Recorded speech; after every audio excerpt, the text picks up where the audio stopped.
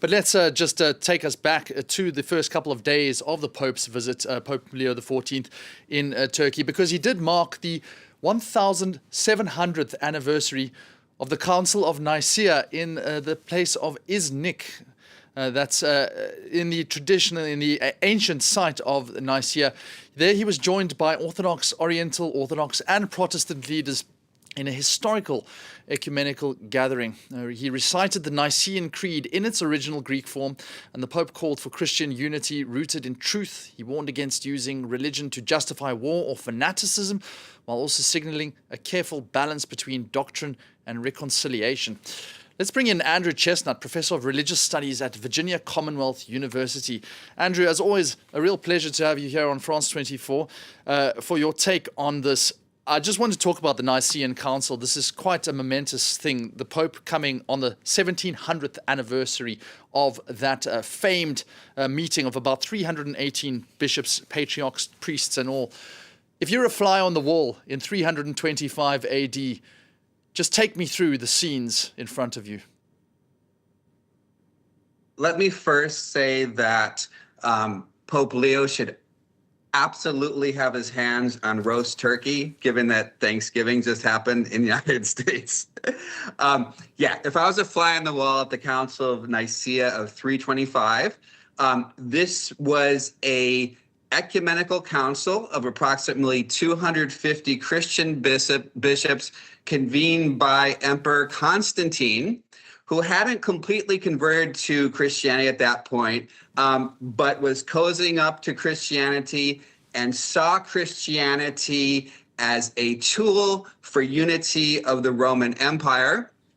It was specifically convened over the theological controversy. An Egyptian priest by the name of Arius was promoting the idea that Jesus Christ was not fully divine.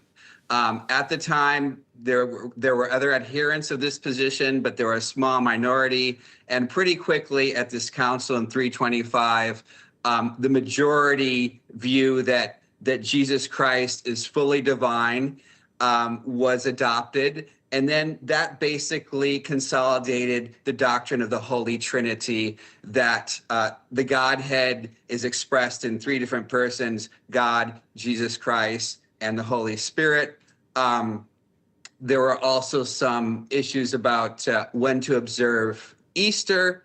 And then the Nicene Creed, which is the basic and most fundamental unifying creed of Christianity.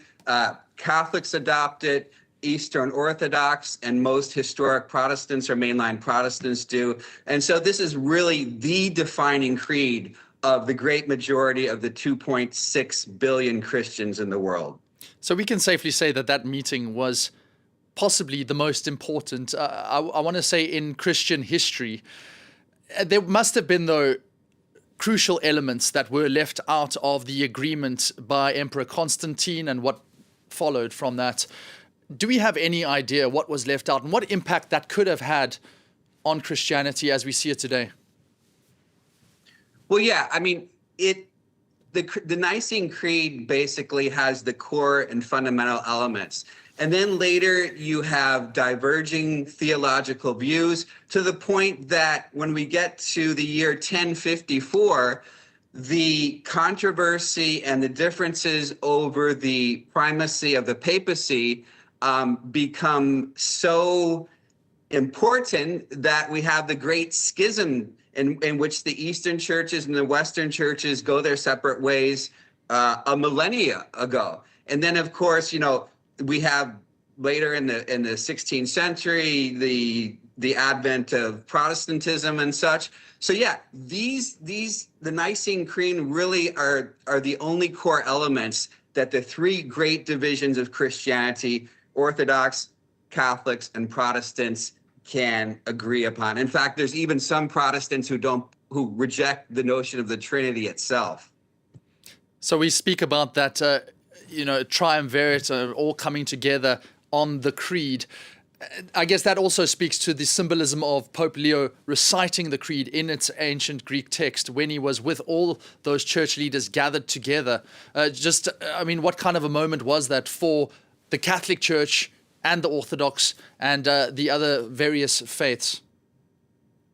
Oh yeah, I think that just must have been electrifying. Also, that this Pope, during his trip to both Turkey and Lebanon, is going to be avoiding the Italian language. In Turkey, it's all been English except this key moment when he reads from the original Greek, and then in Lebanon it will be both English and French, and emphasizing the historical moment here. And I think more than his predecessors, despite the fact that he's from the United States, from the New World, I think this Pope really has a great emphasis on the importance of history. And that's why this is his Advent apostolic journey too, because he sees this as such a great unifying moment. And I think going forward, we will see this ecumenical emphasis and interfaith emphasis as one of the defining hallmarks of his papacy.